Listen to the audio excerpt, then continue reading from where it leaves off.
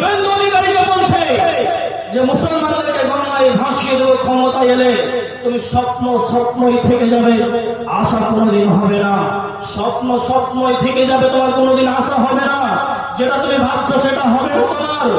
তোমাকে একবার বলে দিই, আমরা হলাম সেই জাত যেই দিন বদরের প্রান্তে এক নয় দুই নয় 1000-এর ঊর্ধ্বে কাফের বেঈন তাদের কাছে অস্ত্র ছিল,